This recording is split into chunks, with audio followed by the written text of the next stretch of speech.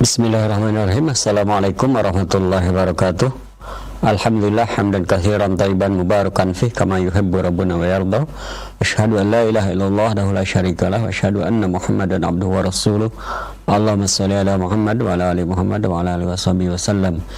Ikhwatul iman azanallahu wa iyyakum, para pendengar Radio Tarbiyah Sunnah di gelombang 1476 AM Bandung, dan juga para pemirsa Tarbiyah Sunnah Channel serta ibu-ibu peserta Majelis Taklim Al-Ikhlas Jati Bening Estate Masjid Baitul Jabbar di Bekasi, dan juga para pendengar TV dan juga para pendengar radio dan juga pemirsa TV Sunnah lain yang ikut merelai kajian kita di pagi hari ini. Alhamdulillah pada pagi hari ini, hari Kamis ke-1 di bulan Januari, yakni tanggal 3 Jumadis Tsaniyah 1443 Hijriah, bertepatan dengan tanggal 6 Januari tahun 2022 Masehi.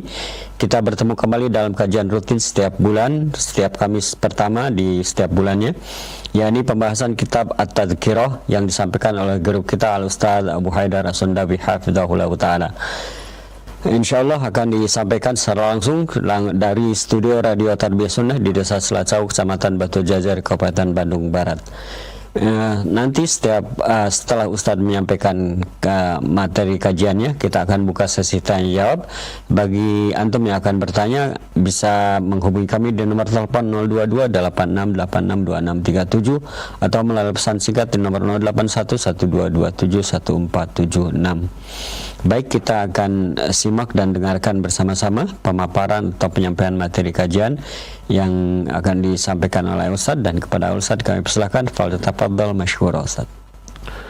Baik, bismillahirrahmanirrahim. Assalamualaikum warahmatullahi wabarakatuh. Alhamdulillahilladzi arsala rasulahu bil huda wa dinil haqq liyudhhirahu 'ala ad-dini kullihi walau karihal musyrikun. Wa asyhadu an la ilaha illallah wahdahu la syarika lah iqraran bihi wa tauhidan, wa asyhadu anna Muhammadan abduhu wa rasuluh sallallahu alaihi wa ala alihi wa ashabihi wa sallama tasliman mazida, wa ba'd. Para pendengar Radio Tarbiyah Sunnah Bandung, juga pendengar radio-radio lain yang ikut gabung pada siaran kita di pagi hari ini, para pemirsa Persada TV dan TV-TV lain, para netizen melalui akun manapun di mana saja Anda berada, para anggota Majelis Taklim Al-Jabbar Al-Ikhlas ya di Jati Bening Estate Bekasi. Alhamdulillah, kita kembali berjumpa melanjutkan kajian kitab At-Tadhkirah. Kita sudah sampai kepada bab tentang hisab dan dihadirkannya para saksi. Para ulama berkata bahwa hisab terjadi dengan disaksikan oleh para nabi dan selain nabi. Allah berfirman dalam surah Az-Zumar ayat 69, waji'a bin nabiyyina wasyuhada'i wa qudiya bainahum bil haqq. Didatangkan para nabi dan para saksi, lalu diputuskanlah seluruh permasalahan di antara mereka dengan sebenar-benarnya. Juga dalam surah An-Nisa 41 Allah menyatakan, فَكَيْفَ إِذَا جِئْنَا مِنْ كُلِّ أُمَّةٍ بِشَهِيدٍ وَجِئْنَا بِكَ عَلَى هَؤُلَاءِ شَهِيدًا. Maka bagaimanakah apabila kami mendatangkan satu saksi bagi setiap umat, dan kami mendatangkan engkau, hai Muhammad, untuk menjadi saksi atas mereka. Ini dua ayat dan banyak ayat lain yang menerangkan adanya saksi ketika dilaksanakannya hisab. Dan yang menjadi saksi bagi setiap umat adalah nabi mereka masing-masing. Menurut pendapat yang lain, yang menjadi saksi adalah para malaikat pencatat amal. Dan inilah yang lebih jelas terfahami dari ayat-ayat. Dan hadirlah umat bersama para rasulnya masing-masing. Lalu ditanyakan kepada umat, madza ajabtumul mursalin, bagaimana respon kalian kepada para rasul? Itu pertanyaan Allah kepada umat. Adapun pertanyaan kepada para rasul, madza ujibtum, bagaimana kalian direspon oleh umat kalian? Para rasul itu menjawab, la ilma lana, kami enggak punya ilmu tentang hal itu, sebagaimana yang sudah diterangkan pada pertemuan yang lalu.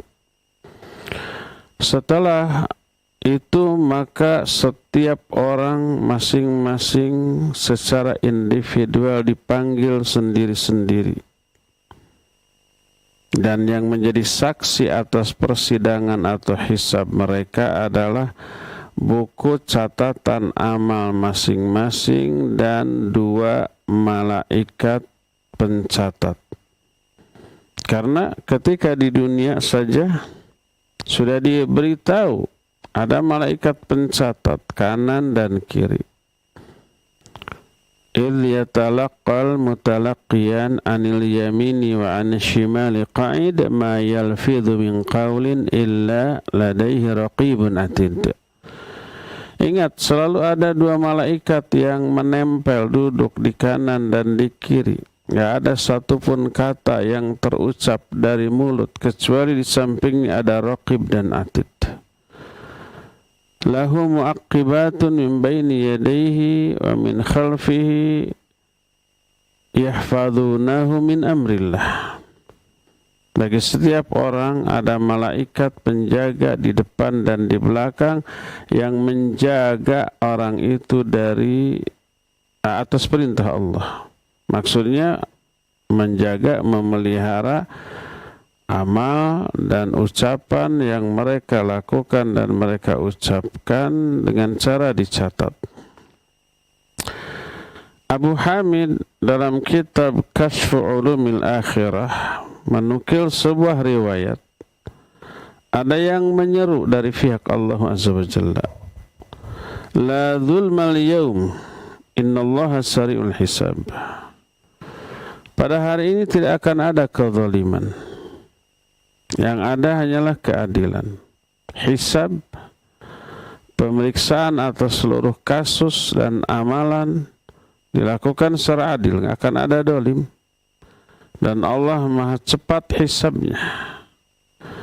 Lalu dikeluarkanlah bagi mereka kitab yang besar. Kitab ini menutupi lahan dari barat ke timur, dari timur ke barat. Di kitab ini tercatat seluruh amalan makhluk, baik yang kecil ataupun yang besar. Tak ada yang kelewat. Semuanya tertulis. Allah berfirman dalam surah Al-Kahfi ayat 49, wa wajadu ma'amilu hadiran wa la yadlimu rabbuka ahada. Manusia, makhluk, semuanya mendapati apa yang mereka pernah amalkan di dunia hadir, ada catatannya di sana.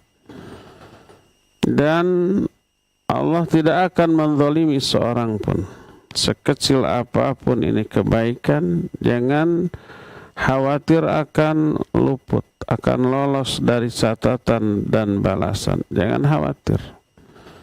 Sekecil apapun keburukan, jangan harap bisa lepas, bisa lolos dari hisab dan balasan. Amal-amal makhluk nanti disodorkan kepada Allah setiap hari. Lalu Allah Azza wa Jalla menyuruh para malaikat yang mulia, yang baik untuk mencatatkan semua amal mereka di kitab yang besar tadi. Dan inilah yang dimaksud dengan firman Allah dalam surah Al-Jathiyah ayat yang ke-29, inna kunna nastansikhu ma kuntum ta'malun. Kami menyuruh para malaikat untuk mencatatkan apa saja amalan yang kalian lakukan. Jadi semuanya tercatat. Kemudian Allah memanggil mereka satu demi satu secara individual. Lalu masing-masing mereka dihisab sendiri-sendiri. Lalu saat itu yang menjadi saksi adalah kaki-kaki mereka dan kedua tangan mereka. Allah berfirman dalam Al-Quran dalam surah Nur ayat 24, yauma tashhadu alaihim alsinatuhum wa aydihim wa arjuluhum bima kanu ya'malun. Pada hari itu bersaksilah atas mereka lisan-lisan mereka, tangan-tangan mereka dan kaki-kaki mereka tentang apa yang pernah mereka lakukan. Sampai ada sebuah berita riwayat anna rajulan minhum yuqafu baina yaday Allahi tabaraka wa ta'ala fayaqulu lah ya abdassu kunta mujriman asiyan fayaqulu ma fa'alt fayuqalu lahu alayka bayyinah fayu'ta bihafadhatih fayaqul kadzabu alayya fatashhadu jawarihu alaih fayu'maru bihi ilan nar fayaj'alu yalumu jawarihahu fayaqulu lah laysa an ikhtiyarina antaqana Allahu alladhi antaqa kulla syai'. Ada seseorang yang diberdirikan di hadapan Allah Azza wa Jalla, lalu Allah berkata kepada orang itu, wahai hamba yang buruk, kamu dulu durhaka, kamu dulu maksiat. Orang ini bermaksud mau mengingkari hal itu. Wa ma fa'at, memangnya apa yang sudah aku lakukan ya Allah? Maka dikatakan alaika bayyinah, kamu ini ada bukti loh, ada data, ada catatan. Didatangkan malaikat penjaga, malaikat pencatat, lalu malaikat itu mengemukakan hasil penglihatan persaksiannya ketika di dunia. Dalam Al-Quran dikatakan wa qala qarinuhu hadza ma ladayya atid. Berkatalah malaikat pencatat tersebut, hadza ma ladayya atid, ini yang aku catat di tanganku tentang amal orang ini. Orang ini ingkar, kadzabu alayya, mereka itu berdusta untuk memojokkan atau mencelakai aku, kata orang ini, menolak persaksian malaikat. Maka bersaksilah anggota badan mereka semuanya. Lisannya ngomong, tangannya bicara, kedua kakinya bicara, tulang daging semua bicara tentang amal buruk, amal maksiat, amal dosa yang pernah mereka lakukan selama di dunia. Lalu diperintahkanlah orang itu untuk masuk ke dalam neraka. Waliyadzubillah. Orang ini kemudian mencela anggota badannya sendiri. Dalam riwayat lain, kenapa lima syahidtum alaina? Kenapa kalian bersaksi yang mencelakakan kita? Padahal aku berbuat dosa ini untuk menyenangkan kalian ketika di dunia. Maka berkatalah para anggota badan, laisan ikhtiarina. Ini bukan kehendak kami, bukan pilihan kami. Antaqana Allahu alladzi antaqa kulla syai'. Allah lah yang telah membuat kami berbicara secara jujur. Allah yang telah membuat segala sesuatu bisa bicara. Allah pun membuat kami bisa bicara. Ini sudah berlalu penjelasan tentang hal ini di pertemuan yang lalu. Dan juga sudah diterangkan bahwa bumi, waktu, hari dan malam, harta, itu semuanya bersaksi atas kita semua. Dan ketika orang kafir berkata, la ujizu ala nafsi illa syahidan minni, aku tidak akan mengizinkan seseorang pun bersaksi atas diriku kecuali saksi dari diriku sendiri.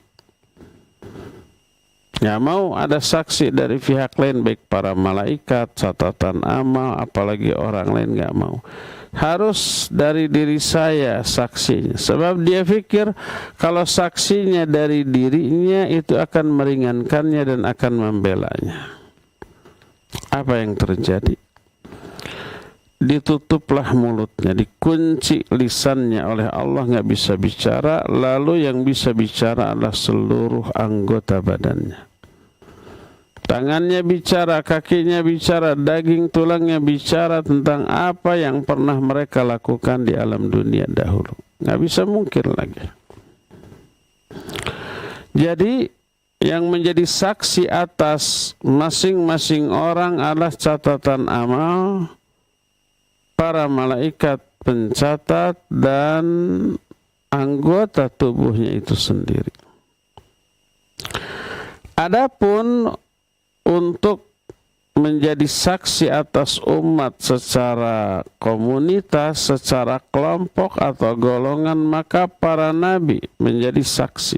Termasuk Nabi kita Muhammad alaihi salatu wasallam menjadi saksi atas umatnya, atas kita.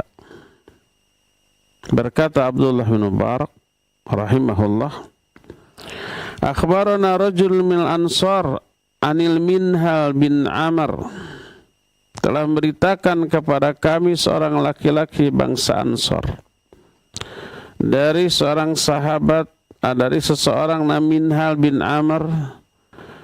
Dia berbicara bahwa dia mendengar Sa'id bin al-Musayyib berkata, laisa min yaumin illa tu'radu ala nabi sallallahu alaihi wasallam ummatuhu qadawatan wa ashiyya fayarifuhum bisimahum wa amalihim falidzalik yashhadu alaihim. Bahwa setiap hari tidak ada satupun hari kecuali umatnya setiap pagi dan petang disodorkan kepada Nabi kita Muhammad sallallahu alaihi wasallam. Beliau sudah meninggal, tapi di alam kuburnya disodorkan amal umatnya setiap hari pagi dan petang. Lalu Nabi alaihi salatu wasallam mengenal mereka dari tanda-tanda mereka, ciri-ciri mereka, dan amal-amal mereka. Karena itulah beliau menjadi saksi atas umatnya. Walaupun tidak berjumpa kita dengan Nabi Muhammad SAW, tidak berjumpa, terpisah jarak waktu dan jarak tempat yang sangat jauh. Tapi kita umatnya, beliau akan menjadi saksi atas kita bahwa kita adalah umatnya dengan melihat ciri-cirinya dan amal-amalnya. Maka inilah yang dimaksud dengan firman Allah dalam surah An-Nisa ayat 41, fa kaifa idza ji'na min kulli ummatin bisyahidin wa ji'na bika ala haula'i syahida. Bagaimana ketika kami mendatangkan saksi atas setiap umat dan kami datangkan engkau untuk menjadi saksi atas mereka. Sudah diterangkan bahwa amal manusia disodorkan kepada Allah setiap Kamis dan setiap hari Senin kepada Allah. Dan kepada para nabi, para bapak, para ibu setiap hari Jumat. Ini keterangan ini tidak saling bertolak belakang. Jadi khusus kepada para nabi, kepada nabi kita Muhammad sallallahu alaihi wasallam itu di hari Senin dan Kamis. Kepada Allah setiap hari, dan kepada para bapak dan para ibu adalah setiap Jumat. Ini tidak saling bertolak belakang, bahkan saling melengkapi. Termasuk di antara orang yang akan mengalami hisab, bahkan diazab, adalah umat Islam yang menolak kewajiban zakat, tidak mau mengeluarkan zakat, dan khianat atau curang terhadap harta umat. Bahasa kitanya sekarang korupsi. Diterangkan dalam hadis riwayat Imam Muslim dari Ibnu Umar radhiyallahu anhuma, berkata Rasul alaihi salatu wasallam, "Ma min sahibi dhahabin wala fiddatin la yuaddi minha haqqaha illa idza kana yaumul qiyamah. Sufihat lahu safaih min nar fa ahma 'alaiha fi nari jahannam fayukwa biha jambuhu wa jabinuhu wa dhahruhu kullama baradat u'idat lahu fi yawmin kana miqdaruhu 50,000 sana hatta yaqdiya bainal ibad fayara sabilahu imma ilal jannah wa imma ilan nar." Kata Nabi SAW, tidak ada seorang pun pemilik emas ataupun perak, lalu dia tidak menunaikan haknya, tidak mengeluarkan zakat, infak, dan sedekah dari emas dan perak, termasuk uang. Uang itu bentuk lain dari emas dan perak. Kalau dahulu uang itu disebut dinar dan dirham. Dinar berbentuk emas, dirham berbentuk perak. Tidak ada pemilik emas, perak, atau uang zaman sekarang yang tidak menunaikan haknya, tidak keluar zakat, infak, sedekahnya, kecuali pada hari kiamat nanti bagi orang itu akan dihamparkan lempengan-lempengan logam yang terbuat dari api. Lalu lempengan itu dibakar di atas neraka jahanam. Lalu digilaskan kepada lambung atau perut orang itu, ke dahinya dan ke punggungnya. Setiap kali lempengan itu berkurang panasnya atau menjadi agak mendingin, dikembalikan lagi. Itu terjadi di hari kiamat yang hitungan satu harinya sebanding dengan 50.000 tahun. Satu hari di akhirat sebanding dengan 50.000 tahun di dunia. Kalau umpama seseorang diazab seminggu di akhirat, berarti 7 hari. Seharinya sebanding dengan 50.000 tahun kali 7 berarti 350.000 tahun diazabnya di akhirat, sampai dihisab antara manusia selesai, lalu dia melihat jalannya ke surga atau ke neraka. Itu tentang orang yang tidak mau mengeluarkan zakat, infak, sedekah dari hartanya yang berupa uang. Diazab uangnya itu, emas peraknya itu nanti berupa lempengan-lempengan dari logam yang kemudian dibakar lalu dikucurkan ke tubuhnya. Waliyadzubillah. Ada sahabat yang bertanya, "Ya Rasulullah, fal ibil." Wahai Rasulullah, itu kan tadi uang atau emas perak. Bagaimana kalau unta? Orang banyak unta, banyak punya unta, tapi nggak keluarkan zakat, infak, sedekah dari harta yang berupa untanya itu. Maka Nabi SAW menyatakan, tak ada seorang pun pemilik unta yang tidak menunaikan haknya, dan di antara haknya itu adalah memerah susunya dan membagikan susu ketika unta itu datang ke tempat dia minum. Kecuali pada hari kiamat nanti akan dihamparkan bagi dia satu tanah yang sangat lapang, sangat luas. Tidaklah lepas satu ekor anak unta,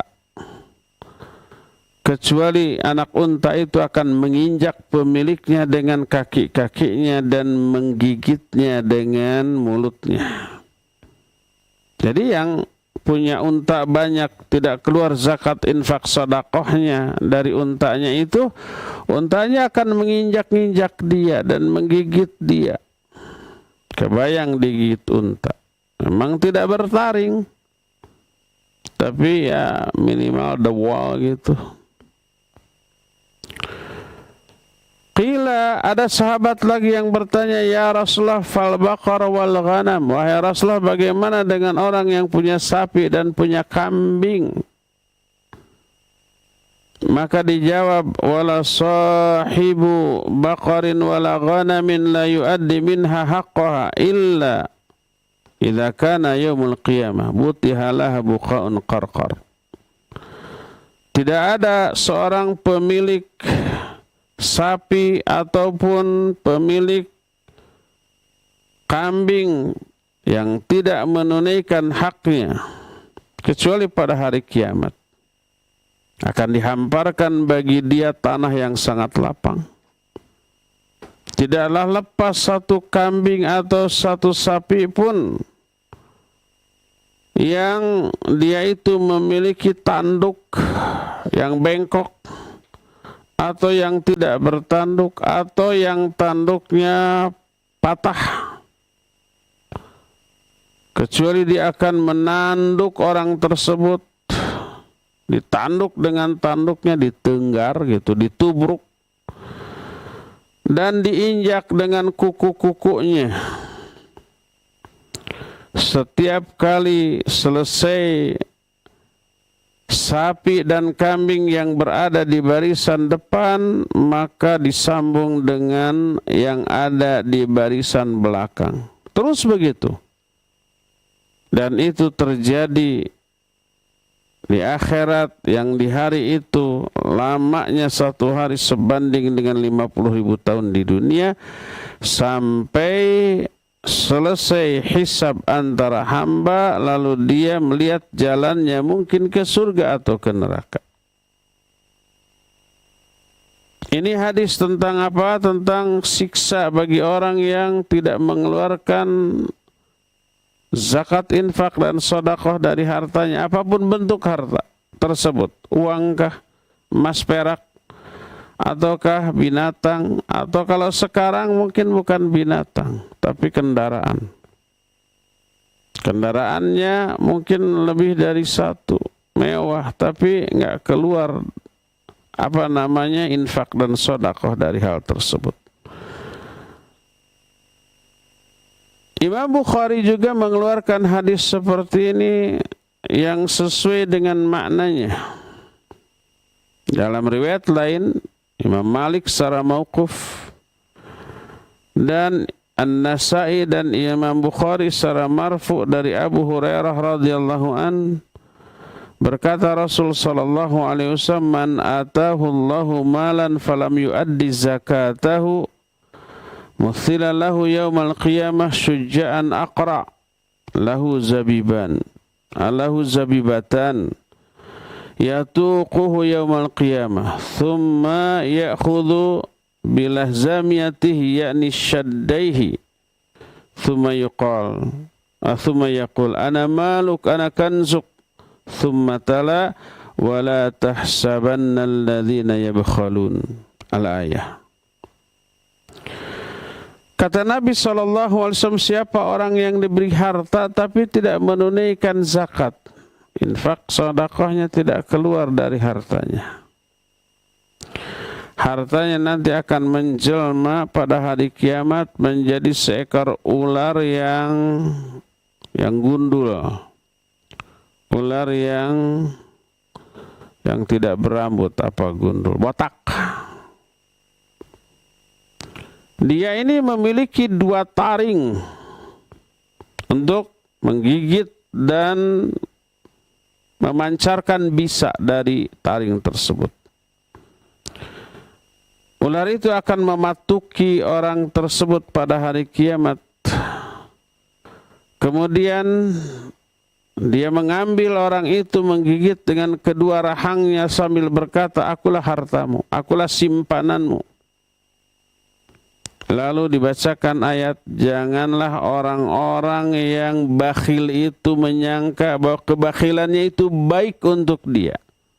Orang sekarang tidak mau keluar infak zakat sedekahnya itu dianggap baik, utuh nih hartanya, tidak berkurang. Jangan menyangka begitu. Imam Muslim dalam hadis yang diterima dari Jabir ada kalimat tambahan, wala sahiba kanzin la yuaddi fihi haqqahu illa jaa yaumal qiyamah syujja'an aqra yatba'uhu fatihan fahu fa idza atahu farra minhu fayunadi khudh kanzaka alladhi khaba'tah fa ana anhu ghaniyun fa idza ra'a annahu la budda lahu min salaka yadahu fihi fayaqdhimuha qadma fahlin. Tidak ada seorang pun yang memiliki simpanan kekayaan apapun bentuknya, kanzun pokoknya, tidak disebut apa jenisnya, pokoknya kekayaan, tapi dia tidak menunaikan haknya, tidak keluar zakat, infak dan sedekahnya, kecuali orang itu akan datang pada hari kiamat, hartanya menjelma menjadi ular yang botak. Ular itu mengejar dia sambil membuka mulutnya. Ketika ular itu datang, orang itu lari. Lalu si ular itu berteriak, ambil simpananmu yang kamu sembunyikan ini nih.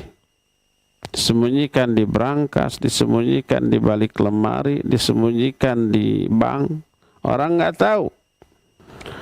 Aku nggak butuh harta ini, itu kata si ular. Ketika orang ini tidak bisa lolos dari ular tersebut, dia memasukkan tangannya ke mulut ular itu, lalu disantaplah tangannya tersebut. Taubahnya seperti seekor kambing jantan yang mengunyah daun yang disodorkan kepadanya. Inilah azab bagi orang yang tidak menunaikan hak dari hartanya. Abu Hurairah radhiyallahu an berkata, qama fina Rasul sallallahu alaihi wasallam dzata yaumin fadzakara al-ghulul wa 'azma amrihi. Suatu saat Rasul sallallahu alaihi wasallam berdiri di tengah-tengah kami. Beliau menerangkan tentang sifat ghulul. Ghulul itu bahasa kita yang sekarang korupsi, khianat terhadap harta umat, dan dahsyat dan besarnya urusan tersebut.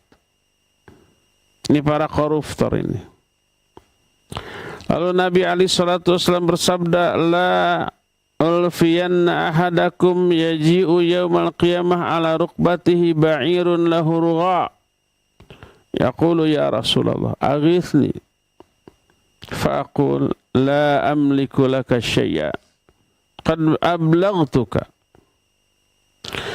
Kata Nabi alaihi salatu wasallam, jangan sampai aku bertemu dengan salah seorang di antara kamu pada hari kiamat dalam keadaan orang itu memikul seekor unta yang bersuara di atas lehernya. Bayangkan, unta dipanggul sama dia.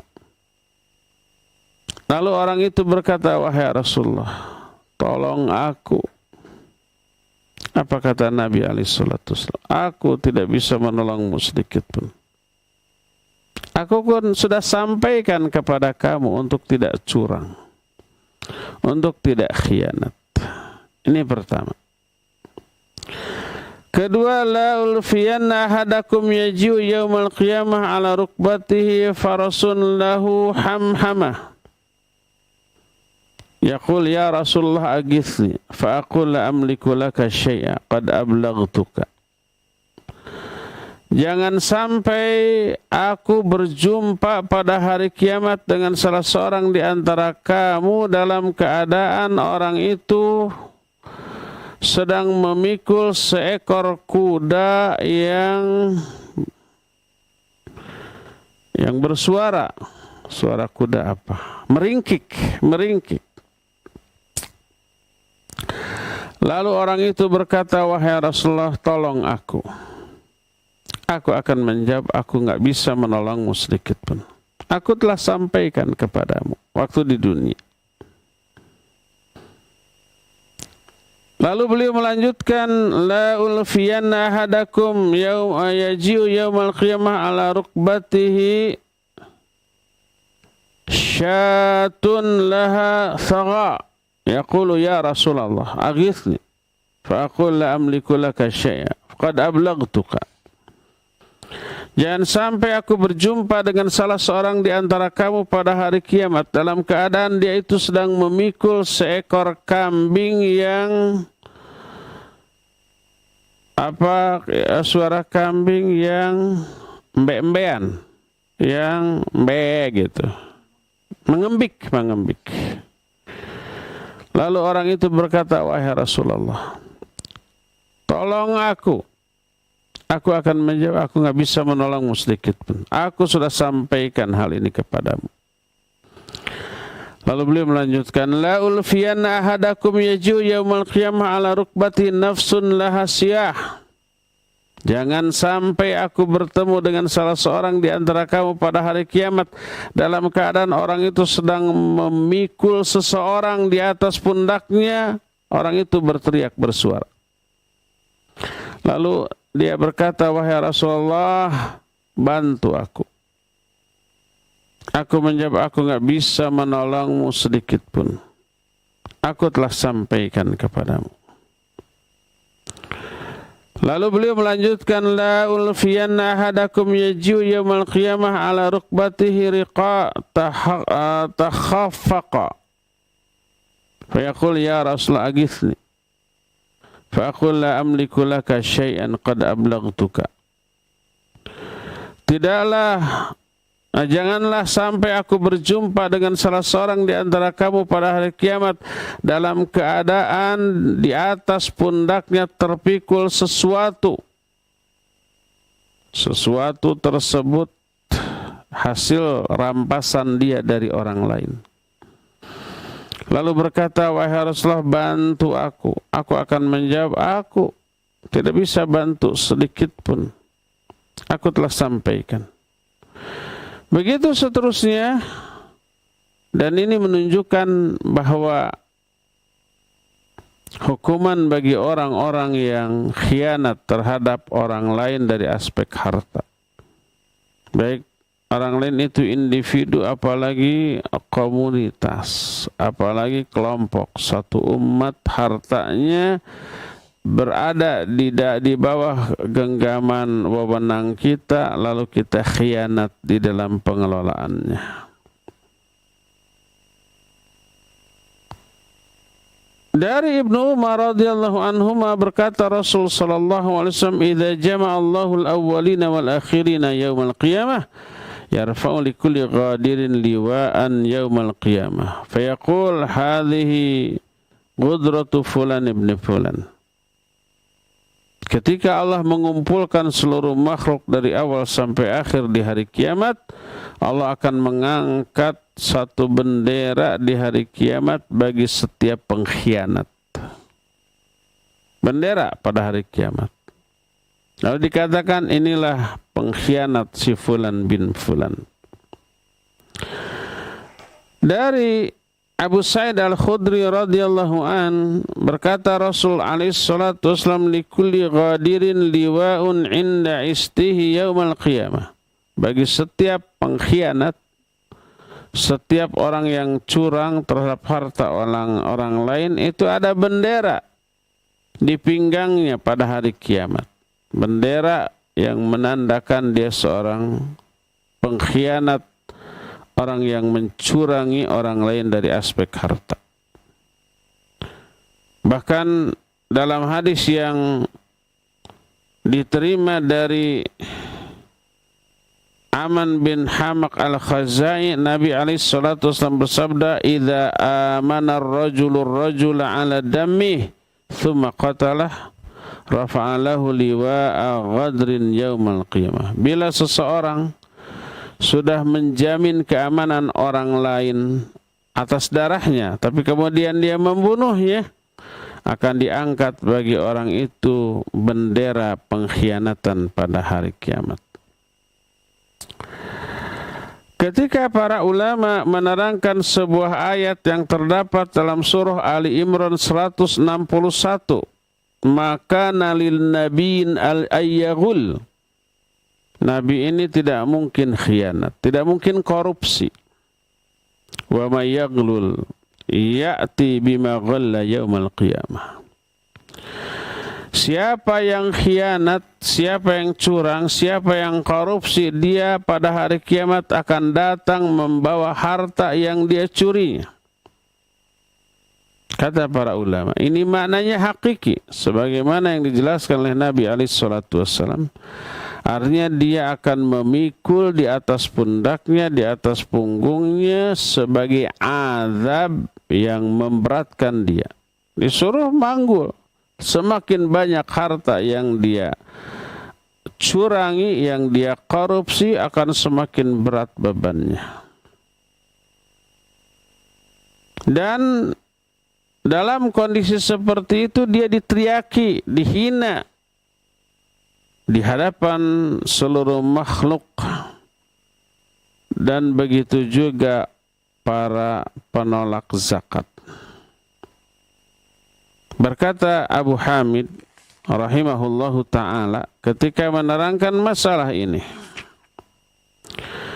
famani'uz zakatil ibil yahmilu ba'iran ala kahilihi lahu raga wa thaqula ya'dilul jabalil azim, wa mani'uz zakatil baqar yahmilu thawra atau thura ala kahilihi lahu khwar wa thaqula ya'dilu jabalul azim, wa mani'u zakatil ghanam yahmilu syatan laha thaga wa thaqula ya'dilu jabalul azim. Kata Abu Hamid, orang yang tidak mau mengeluarkan zakat unta, ini khianat juga. Karena dalam harta untanya itu ada milik orang lain yang tidak dia tunaikan. Dia curi dengan cara tidak menunaikan zakat. Walaupun hak orang lain itu ada pada hartanya dengan jumlah yang kecil, cuma 2,5% dari seluruh hartanya. Tapi itu dianggap tindakan kriminal yang akan diazab. Sama aja dengan umpamanya sebuah negara yang memberlakukan kewajiban pajak dari harta kekayaan rakyatnya, lalu tidak ditunaikan ini zakat, bisa dipidana? Iya, bisa. Bisa diadili? Iya. Bisa dihukum di penjara? Iya. Itu orang loh. Pengusaha restoran umpamanya 10% dari harga makanan itu wajib distorkan ke pemerintah sebagai pajak. Ternyata tidak distorkan, ditangkap itu. Karena ada hak pemerintah di dalam harta perniagaan restorannya. Dihukum ya. Maka orang yang menolak atau tidak menunaikan zakat unta, dia dihukum. Dalam bentuk dia pikul untanya di atas punggungnya, dan berat dari unta tidak seberat badan unta, tapi lebih besar, seberat gunung yang sangat besar. Ini juga berlaku bagi orang yang menolak zakat sapi, dia akan memikul sapi besar di atas punggungnya dan sambil meneriakkan atau bersuara dengan suara sapi, dan beratnya, bobot sapi tersebut sebanding dengan berat gunung yang besar. Demikian juga orang yang tidak menunaikan zakat dari kambingnya, ya, semuanya itu akan diazab sesuai dengan jenis harta yang dia tidak menunaikan zakat atau hak dari hartanya tersebut. Itu adalah hukuman atau azab atau sanksi di akhirat bagi para pemilik harta. Oleh karena itu, bapak-bapak, ibu-ibu, coba bersihkan harta kita. Jangan sampai harta yang menjadi alat bersenang-senang di dunia menjadi penyebab kita menderita, tersiksa, binasa di akhirat. Hanya karena harta. Harta ini di dunia juga sering membuat permasalahan, membuat problem dalam kehidupan kita. Dan itu sampai di akhirat dengan kadar masalah yang jauh lebih berat, lebih dahsyat lagi. Berdasarkan hal itulah maka yuk kita tunaikan hak dari harta yang ada di dalam milik kita tersebut, karena sangat kecil kadarnya, cuma 2,5%, 1/40 dari harta kita. Dan itu tidak seberapa. Maka dengan mengeluarkan itu bersih harta kita, bebaslah kita dari azab. Azab di dunia, azab di alam kubur, dan terutama azab di akhirat nanti. Dan ini menjelaskan dahsyatnya siksa di akhirat, sampai-sampai disebutkan wa mani'u zakatil mal yahmilu sujaan aqra lahu zabibatan, dan orang yang menolak mengeluarkan zakat harta itu, hartanya nanti akan berubah menjadi ular botak yang memiliki 2 taring yang sangat beracun. Lalu digigitlah orang itu, dipatuki. Bahkan disebutkan dalam ayat yang terdapat dalam Al-Quran surah Ali Imran 180, sayutawwaquna ma bakhilu bihi yaumal qiyamah. Harta yang dahulu dia bakhil, dia memiliki harta itu tapi dia tidak keluarkan zakatnya, infaknya dan sedekahnya, sayutawwaquna ma bakhilu bihi yaumal qiyamah, itu akan dibakar oleh api neraka, lalu akan dikalungkan ke lehernya pada hari kiamat. Dikalungkan dalam kondisi super panas sebagai azab, ya. Inilah sanksi. Sampai qultu, berkata muallif, wa hadhihi al-fadhihatu allati awqa'aha Allahu bil ghal wa mani zakat nadhirul fadhiha allati yuqi'uha bil ghadir. Wa ja'ala Allahu hadhil mu'aqibat hasba ma yahiduhu al-bashar wa yafhamunahu ala tara ila qawli syair. Dibongkarnya aib yang Allah timpakan kepada orang-orang yang khianat, orang-orang yang korupsi, juga orang-orang yang menolak zakat, dibandingkan, disetarakan dengan orang yang khianat tadi. Dan Allah Azza wa Jalla menjadikan azabnya sesuai dengan jenis kejahatan yang dilakukan oleh manusia tersebut. Maka ini merupakan azab yang tersaksikan oleh seluruh makhluk di alam kiamat nanti ketika kita dihisab. Selain secara fisik tentu saja kita menderita, secara psikis pun tentu saja kita menderita, malu di hadapan seluruh makhluk. Pas minta tolong bantuan kepada Nabi alaihi salatu wasallam supaya lepas dari siksa tersebut. Apa kata Nabi alaihi salatu wasallam? La amliku laka minallahi syai'a. Aku tidak bisa menolongmu dari azab Allah sedikit pun. Berdasarkan hal itulah maka semua penjelasan tadi harus mendorong kita, memotivasi kita untuk berupaya menghindarkan nasib buruk pada hari kiamat nanti. Hartanya kita bersihkan dulu. Keluarkan zakatnya, infak dan sedekahnya. Selain bersih, maka zakat, infak, sedekah yang kita keluarkan akan menuai panen yang permanen, karena pemanfaatan dari zakat, infak, sedekah itu pun permanen.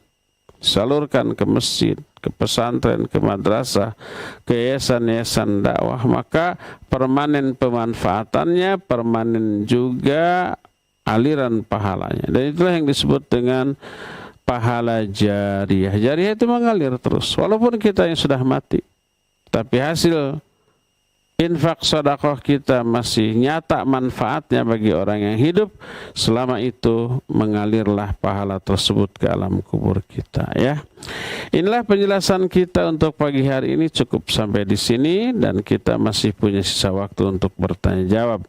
Wassallallahu ala nabiyina Muhammadin wa ala alihi wasallam. Mangga. Ya, syukron Ustaz atas materi yang telah disampaikan yang sangat bermanfaat bagi kita semua. Dan untuk selanjutnya kita akan buka sesi tanya jawab. Bagi antum yang akan bertanya bisa menghubungi kami di nomor telepon 02286862637 atau melalui pesan singkat di nomor 081122271476. Untuk kesempatan pertama kami berikan kepada ibu-ibu Majelis Taklim Al-Ikhlas. Barangkali ada pertanyaan, silahkan Ibu. Ya, alhamdulillah wa syukurillah. Kajian sudah selesai, kita masuk ke sesi tanya jawab. Mohon izin Pak Ustadz, Ana bacakan pertanyaan yang sudah ada di Zoom. Enggak. Assalamualaikum warahmatullahi wabarakatuh. Mohon izin bertanya Pak Ustadz, dalam hadis 7 golongan yang mendapat naungan di akhirat ada golongan keempat, ar-rajulani tahabba fillahi dan seterusnya. Apakah itu hanya berlaku bagi 2 orang laki-laki saja atau berlaku juga dengan 2 orang wanita atau bisa juga untuk suami istri? Jazakumullahu khairan Pak Ustadz. Taib wa jazakumullahu khairan. Ya, ibu-ibu yang di Majelis Taklim Al-Ikhlas Jati Bening Estate Bekasi. Barakallahu fik. Iya, sab'atun yudhilluhumullahu fi dhillih yawma la dhilla illa dhilluh. Ada 7 golongan yang akan peroleh naungan Allah pada hari kiamat. Di hari itu tidak ada naungan lain kecuali naungan Allah. Salah satunya adalah ar-rajulani tahaba fillah ijtama'a alaihi wa iftaraqa alaihi. 2 orang disebut ar-rajulan, 2 orang laki-laki yang saling mencintai karena Allah. Cinta imani, ini bukan cinta syahwat. Cinta imani, karena mukmin dengan mukmin bersaudara. Dan sebagai saudara harus saling mencintai. La tadkhulul jannata hatta tu'minu wa la tu'minu hatta tahabu. Tidak akan kalian ini masuk surga sebelum kalian beriman, dan kalian tidak dikatakan beriman sebelum kalian saling mencintai karena Allah. Cinta imani, laki-laki, perempuan-perempuan. Iya. Nah, ijtama' alaih wa iftaraqa alaih, bertemu, berkumpul, berpisah semuanya karena Allah Subhanahu wa taala. Yang dimaksud bertemu di sini ada 2 makna, bertemu secara hissi dan berpisah secara hissi, bertemu, ketemuan, ngobrol, silaturahmi, ngaji bareng kayak gini umpamanya. Karena Allah ingin dapat pahala, ingin dapat faedah ilmu, ingin dapat tambahan iman dan seterusnya. Nanti berpisah juga karena Allah. Itu makna pertama. Makna yang kedua, maksud bertemu di sini selama hidup. Walaupun tidak berjumpa, tapi cinta, kasih sayang, tetap saling mendoakan kebaikan. Apalagi zaman sekarang bisa saling komunikasi lewat media sosial, ya. Dan iftaraqa alaih, dan berpisah maksudnya mati, meninggalkan dunia ini. Juga karena Allah, tetap di atas iman, ya. Karena ini cinta imani, maka berlaku juga bagi wanita kepada sama wanita. Boleh nggak ini berlaku bagi suami istri? Iya. Kalau suami istri tersebut dua-duanya mukmin, iya. Tidaklah penghalang, apalagi suami istri lebih, ada dua hubungan yang dua-duanya spesial. Pertama hubungan cinta imani, dua-duanya muslimah. Kedua ya ada cinta syahwatnya juga. Ya, ini termasuk, ya, dan itu akan terkena dengan hadis akan memperoleh naungan pada hari kiamat ketika tak ada naungan lain di hari itu kecuali naungan Allah Azza wa Jalla. Wallahu a'lam bishawab. Silakan lagi. Nah, syukron Ustaz atas jawabannya. Kami silakan Ibu, barangkali masih ada pertanyaan dari Jawa BK, dari apa, Jati Bening. Nah, ada Pak Ustadz. Silakan Bu. Sebentar. Bismillah. Assalamualaikum warahmatullahi wabarakatuh. Mohon bertanya Pak Ustadz, mengenai hari-hari pelaporan amal, disebutkan bahwa amal dilaporkan kepada ayah dan ibu masing-masing pada hari Jumat. Mohon penjelasan siapakah yang dimaksud dengan ayah dan ibu ini. Jazakumullahu khairan. Ya, wa jazakumullahu khairan. Barakallahu fik. Siapa ayah dan ibu? Ya, orang tua kita masing-masing. Siapa ayah ibu saya? Ya, ayah ibu saya masing-masing. Laporkan setiap hari Jumat, ya. Dan ini sekali lagi memiliki pengaruh besar terhadap nasib di hari kiamat nanti, di akhirat nanti. Kita sering terangkan, antara orang tua dan anak saling menyelamatkan, saling mengkatrol, saling mencelakakan di akhirat. Saling mencelakakan kalau dua-duanya tidak menunaikan haknya masing-masing. Orang tua tidak mendidik anak-anaknya, anak-anaknya tidak birrul walidain terhadap anak orang tuanya, itu saling mencelakakan. Sebaliknya mereka akan saling menyelamatkan di akhirat. Anak yang soleh, solehah bisa menyelamatkan orang tuanya dari azab. Bisa meningkatkan derajat kemuliaan orang tua di akhirat. Nanti orang tua dipanggil, diberikan harta yang banyak. Kata orang tua, dari mana pahala yang banyak ini? Saya tidak pernah beramal amalan yang pahalanya seperti ini. Dijawab, min istighfari waladikalak. Ini istighfar anakmu untukmu. Jadi orang tua dapat pahala dari anak-anaknya. Sementara orang tua ada kondisi sebaliknya, bukan anaknya yang soleh solihah, tapi orang tuanya soleh solihah. Kadar kesolehannya melebihi kesolehan anaknya. Anaknya amalnya pas-pasan, selamat dia dari azab, masuk ke surga levelnya bawah.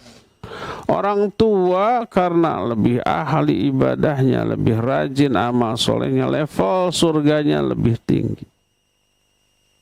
Maka anak yang level surganya di bawah diangkat, dikatrol selevel dengan orang tuanya.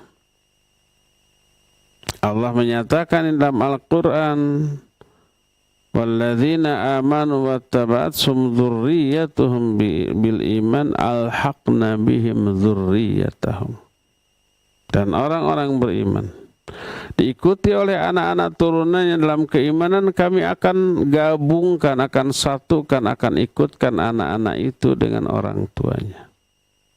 Kata Ibnu Abbas radhiyallahu anhu, artinya si anak akan dinaikkan tingkat surganya selevel dengan tingkat surga orang tuanya, walaupun amal soleh si anak itu jauh di bawah amal soleh orang tuanya. Ini hubungannya ya, maka tidaklah heran apabila ada keterangan yang menyatakan amal-amal anak-anak itu ditampakkan kepada orang tua setiap hari Jumat. Allahu a'lam bishawab. Silakan. Nah, syukran Ustaz atas jawabannya.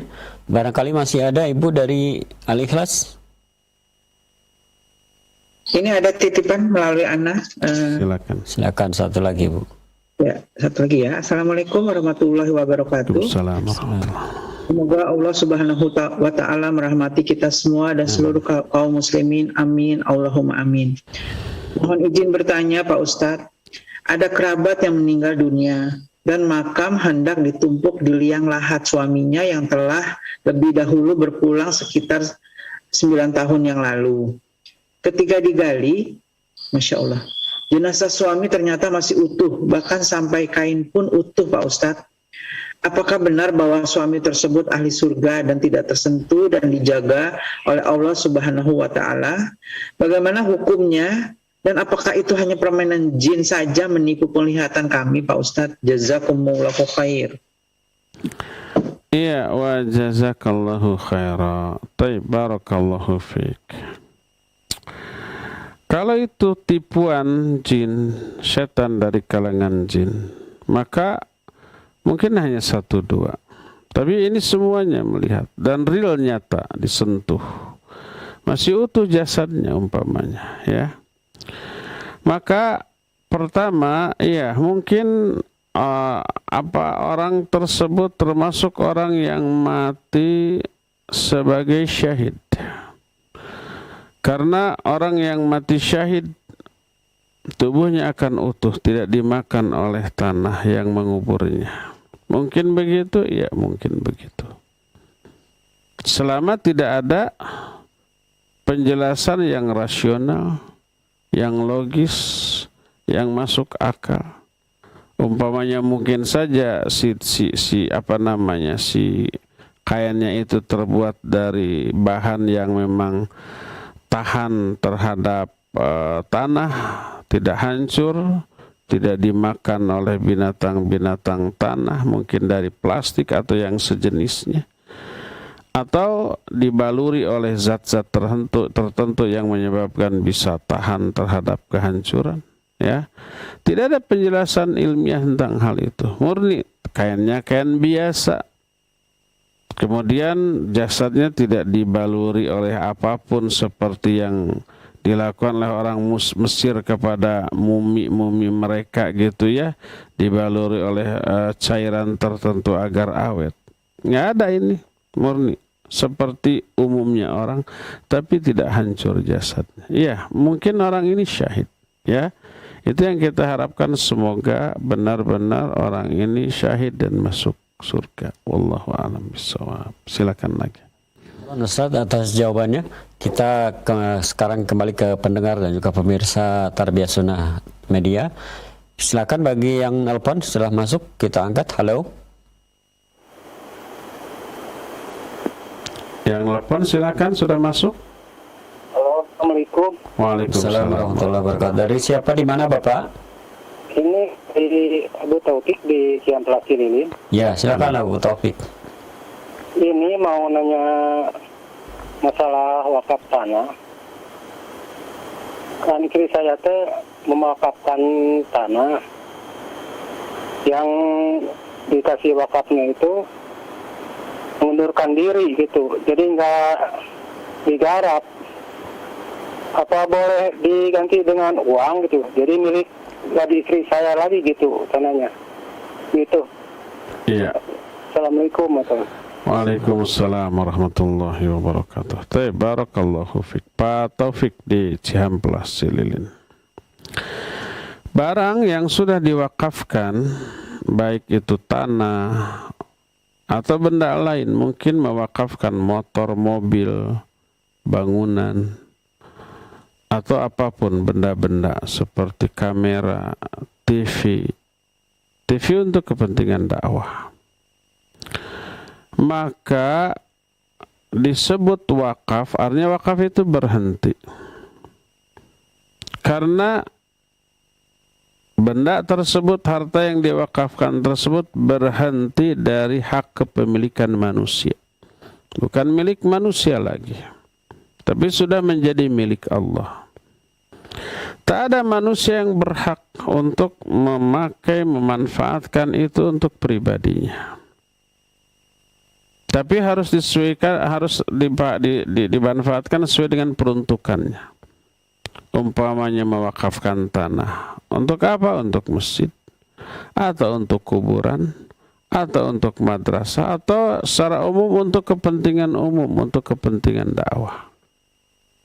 Maka ya, nggak ada orang yang berhak menjualnya kemudian dibagi-bagi atau diambil alih lagi oleh si orang yang mewakafkannya, dijual tanahnya, uangnya kemudian dipakai untuk pribadi. Dia sendiri sudah nggak berhak, itu bukan hak dia lagi, tapi sudah menjadi hak Allah. Nah, cuma untuk pengelolaannya ada orang yang ditunjuk oleh si muwakif, yaitu disebutnya nadhirul wakaf atau al-mutawalli. Siapa nadhirul wakafnya ini? Orang yang diamanati, dia yang berwenang nanti. Jangan sampai karena ini wakaf, oh masyarakat siapapun boleh mengelola, memanfaatkan, nggak bisa. Ada nadhirnya. Nadhirnya ini yang kemudian memanfaatkan barang tersebut sesuai dengan peruntukannya. Kalau nadhir itu ternyata tidak sanggup, umpama ini saya wakafkan, kamu kelola ya, bikin masjid, atau bikin madrasah, atau bikin gedung sekretariat yayasan dakwah. Ternyata dia tidak sanggup mencarikan dananya. Atau ini saya wakafkan gedung, kamu bikin madrasah, sekolah, atau apapun. Ternyata nggak sanggup dia. Boleh nggak diserahkan kepada, diambil alih kepada orang lain yang sanggup? Boleh. Daripada nganggur, nanti kalau nganggur kan dia berharap pahala dari benda yang diwakafkan. Tapi pahala dari mana? Ada tanah aja tuh, nggak ada manfaatnya, tidak dipakai, ya, tidak dipakai untuk sesuatu yang maslahat bagi umat. Paling dipakai parkiran mobil. Maka boleh dialihkan kepada orang yang kira-kira sanggup. Keluarga yang mewakafkannya melihat, oh ini nggak ada manfaatnya, ini diwakafkan ke si anu. Akhirnya dia cari orang lain yang kira-kira bisa, lalu diwakafkan ke sana. Jadi tidak boleh umpamanya diambil alih kembali oleh keluarganya lalu dimanfaatkan untuk kepentingan pribadi atau keluarganya, ya, tidak boleh. Tapi harus diapa? Harus disalurkan kembali kepada pemanfaatan yang bersifat umum sesuai dengan akad awal, ya. Demikian, wallahu a'lam bissawab. Silakan lagi. Nah, syukran Ustaz atas jawabannya. Kita kembali mengangkat penelpon yang kedua. Halo. Silakan Bapak Ibu. Assalamualaikum. Waalaikumsalam warahmatullahi wabarakatuh. Dari siapa, di mana Ibu? Dari hamba Allah di Bandung, Pak. Silakan Bu. Ya. Halo. Iya. Iya. Oh, ini gimana Pak? Langsung Pak? Ya, langsung silakan. Oh iya. Assalamualaikum warahmatullahi wabarakatuh, Ustaz. Waalaikumsalam warahmatullahi wabarakatuh. Iya. Afwan Ustaz mau tanya, saya tuh pernah dengar hadis yang katanya kita bisa menambah sholat kita, Ustaz, sholat sunat itu untuk misalnya kebaikan anak kita semoga jadi anak soleh dan sebagainya. Nah itu sholat apa ya Ustaz ya? Yang maksudnya sholat duha atau sholat gimana Ustaz? Mohon penjelasannya Ustaz. Iya. Ya. Terima kasih Ustaz. Assalamualaikum Waalaikumsalam warahmatullahi wabarakatuh. Iya. Ibu Amatullah di Bandung. Hamba Allah bukan nama, ya. Benarkah ada keterangan hadis yang menyatakan boleh menambah sholat sunat untuk kepentingan anak? Ini bukan hadis, Bu, tapi ucapan para ulama.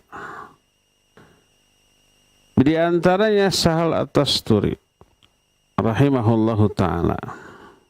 Ini ungkapannya ada beberapa kalimat.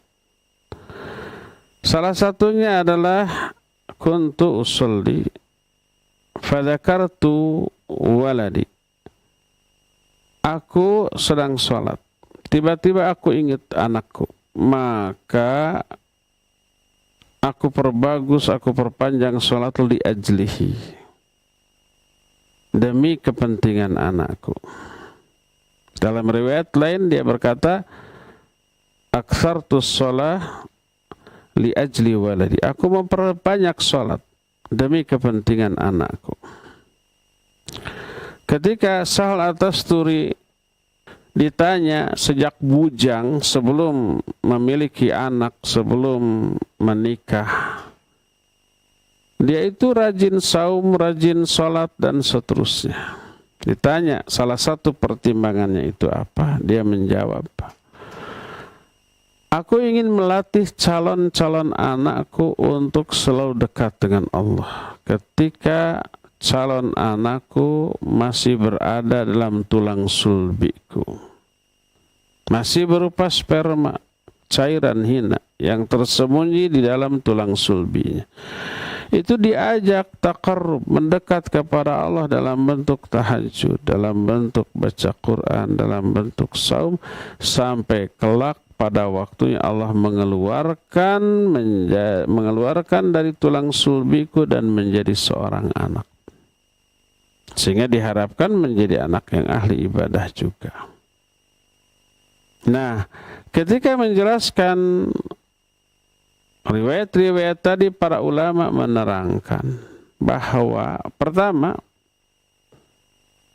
ada faktor genetika, faktor keturunan. Kalau umpama orang tuanya memiliki akhlak yang baik, memiliki attitude atau kebiasaan yang baik, itu akan menurun ke anaknya secara genetika.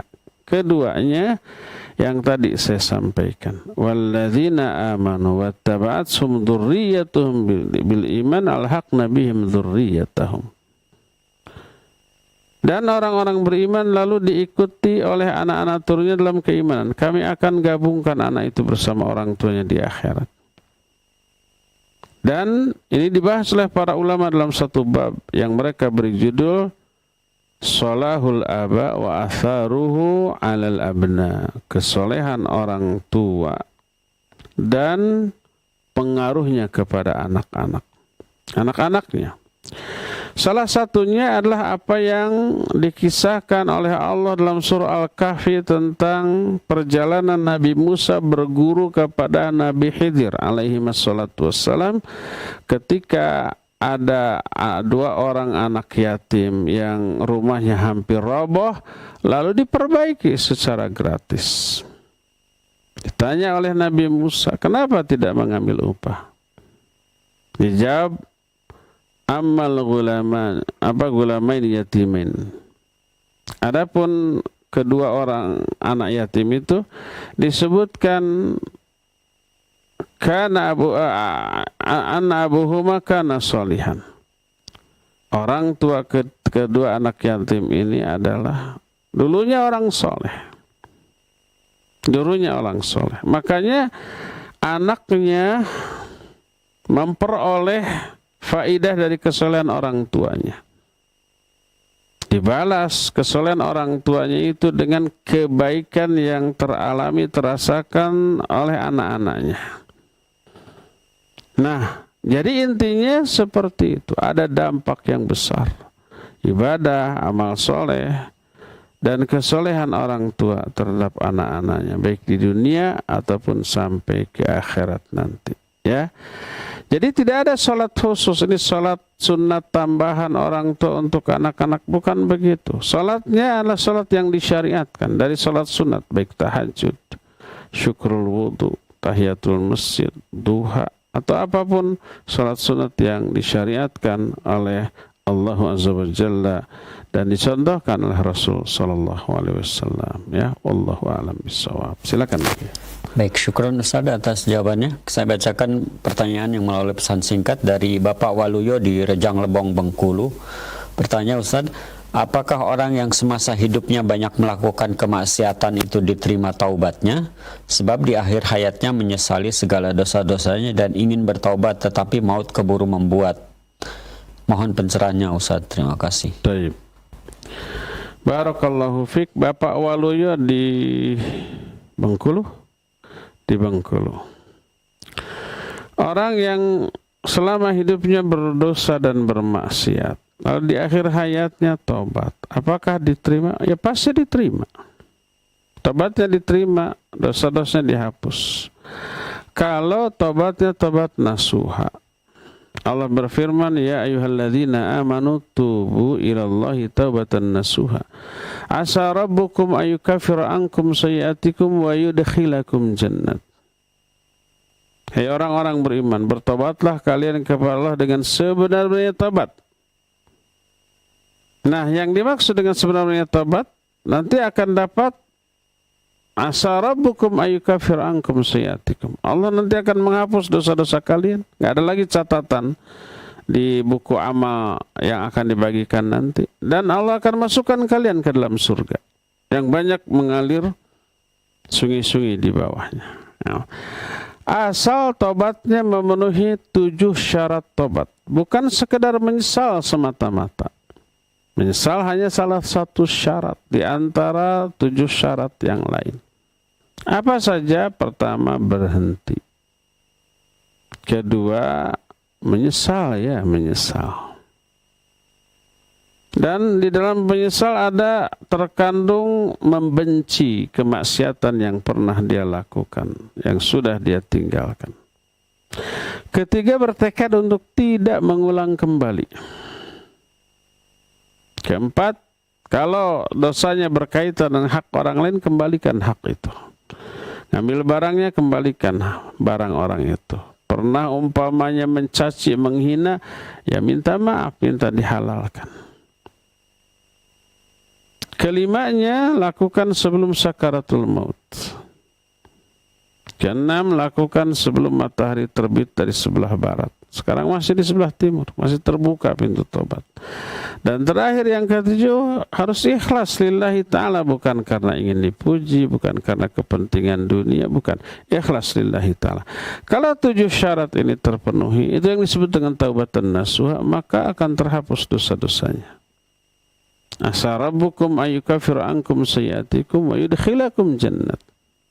Nanti Allah akan menghapus dosa-dosa tersebut, diampuni, dan Allah akan masukkan ke dalam surga. Ya, coba di di absen kembali list dari 7 syarat taubatan nasuha tadi.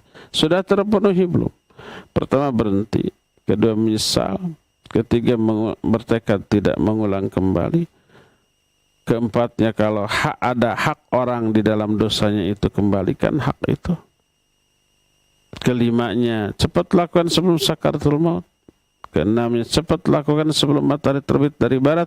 Dan ketujuh, ikhlas lillahi ta'ala, bukan untuk kepentingan dunia atau karena takut atau karena ingin dipuji orang, bukan, lillahi ta'ala, ya. Insya Allah terhapus. Wallahu a'lam. Terakhir, ya, silakan. Nah, syukran Ustaz atas jawabannya. Kami kembali ke Jati Bening Estate. Barangkali masih ada pertanyaan Ibu Ola atau Bu Sandra? Ya, naam Pak Ustadz. Alhamdulillah ada satu pertanyaan. Iya, silakan. Ini banyak mewakilkan pertanyaan yang lain Pak Ustadz. Ya. Assalamualaikum warahmatullahi wabarakatuh. Waalaikumsalam. Mohon izin bertanya Pak Ustadz. Apabila seorang ibu menangisi kematian mendadak buah hatinya itu dan sempat berucap tidak ridho gitu Pak Ustadz, apakah itu menjadi dosa buat si ibu, dan apakah si mayit juga kena azab nanti di alam kubur, atau bagaimana Pak Ustadz? Jazakumullahu khair. Wassalamualaikum warahmatullahi wabarakatuh. Waalaikumsalam. Ya, wa jazakillahu khair. Waalaikumsalam warahmatullahi wabarakatuh. Seorang ibu menyatakan tidak ridha terhadap kematian anaknya. Dosa enggak? Dosa.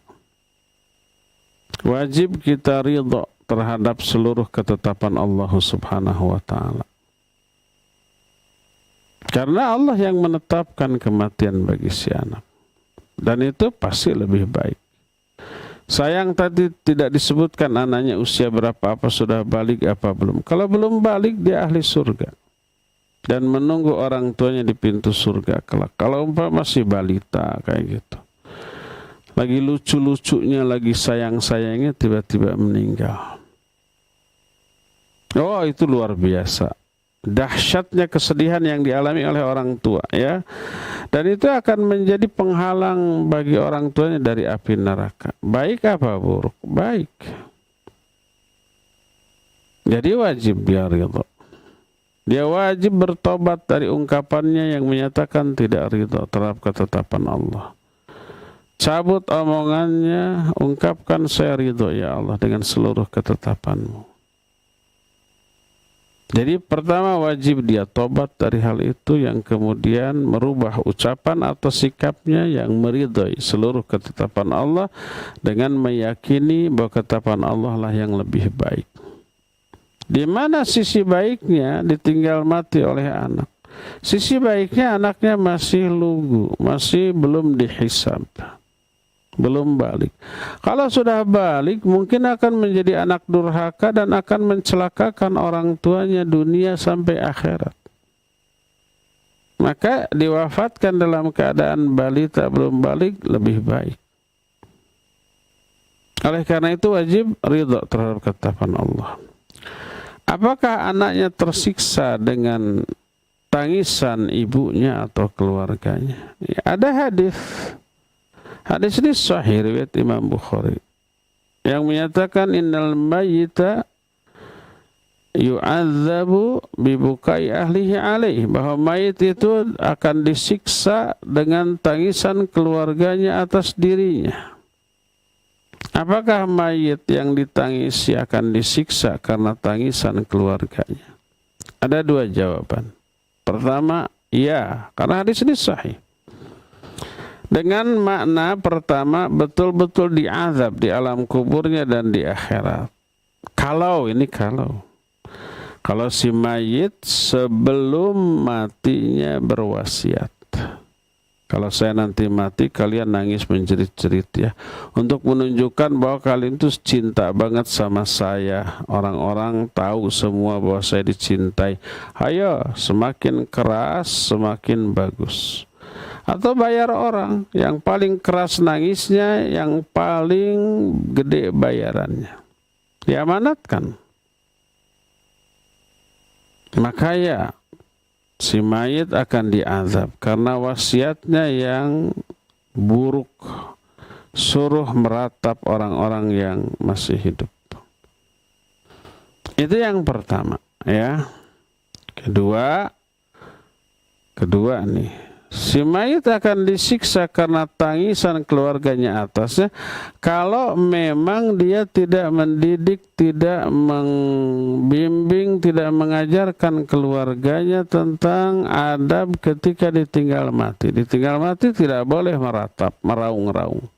Itu kewajiban setiap kepala rumah tangga. Ini tidak diajarkan kepada istrinya, kepada anaknya. Pas mati istrinya, anaknya meraung-raung, teriak-teriak, histeris. Ya, dia diazab karena kelalaian menunaikan kewajiban mendidik anak istrinya. Ya ayyuhalladzina amanu qu anfusakum wa ahlikum nar.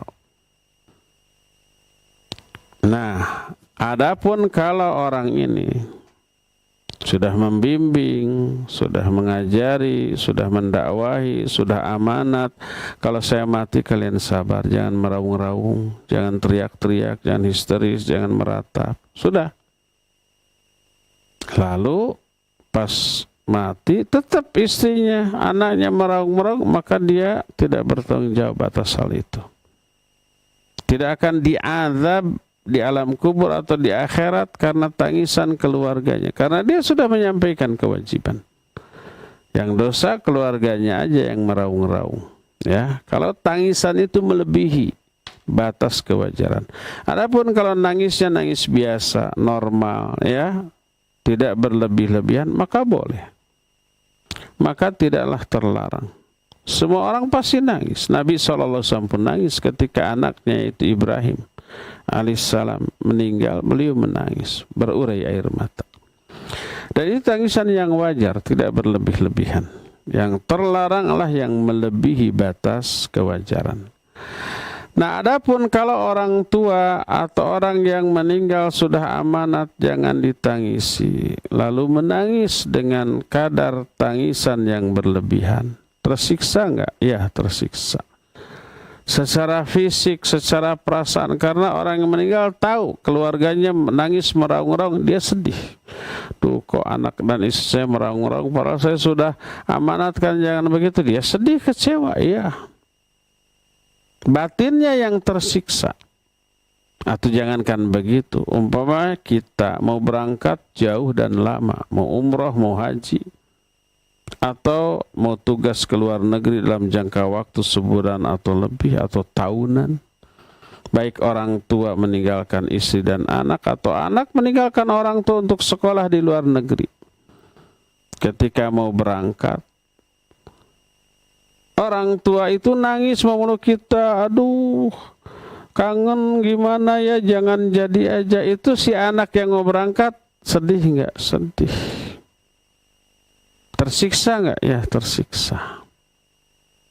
Ada enggak orang tua mau haji pas mau berangkat, aduh sampai nangis, anak-anaknya menjerit, mama, papa jangan pergi. Bagaimana perasaan orang tua? Sedih, tersiksa. Ya, seperti itu.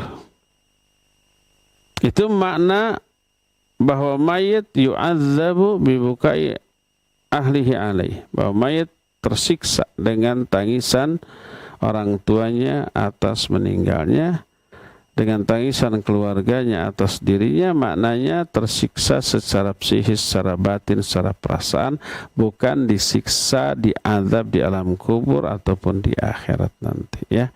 Ya cukup ya, sampai di sini waktunya sudah melebihi dari yang ditetapkan. Insyaallah kita jumpa kembali di hari sebulan yang akan datang. Subhanakallahum bihamdik, asyhadu an la ilaha illa anta, astaghfiruka wa atubu ilaik. Walhamdulillahirabbil alamin. Wassalamualaikum warahmatullahi wabarakatuh. Waalaikumsalam warahmatullahi wabarakatuh. Syukran jazakallahu khairan. Kami haturkan kepada Al-Ustaz Abu Haidar As-Sandawi hafizahullah ta'ala atas ilmu yang telah disampaikan di kesempatan pagi hari ini, dan juga nasihat-nasihat yang diberikan, dan juga telah berkenan menjawab pertanyaan-pertanyaan yang diajukan oleh para pendengar juga pemirsa, baik melalui telepon maupun juga melalui pesan singkat. Semoga Allah Ta'ala selalu memberikan kesehatan dan perlindungan bagi Ustaz dan keluarga. Kami juga mengaturkan syukran jazakumullah khairan kepada ibu-ibu Majelis Taklim Al-Ikhlas Jati Bening Estate, dan juga para pendengar serta para pemirsa Tarbiyah Sunnah Channel dimanapun antum berada, atas kajian yang telah diikuti di kesempatan pagi hari ini.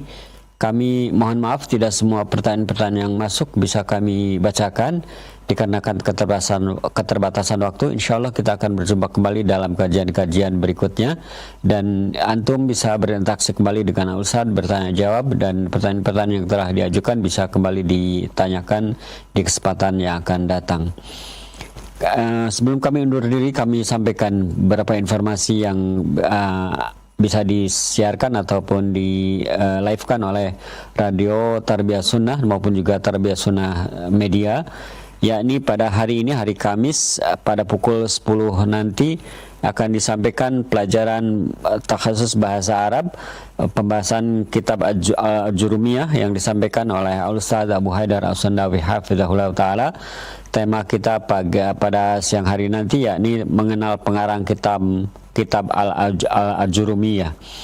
Antum bisa mendengarkan kajiannya di Radio Tarbiyah Sunnah di gelombang 1476 AM Bandung, maupun juga melalui channel YouTube maupun juga Facebook Radio Tarbiyah Sunnah Bandung.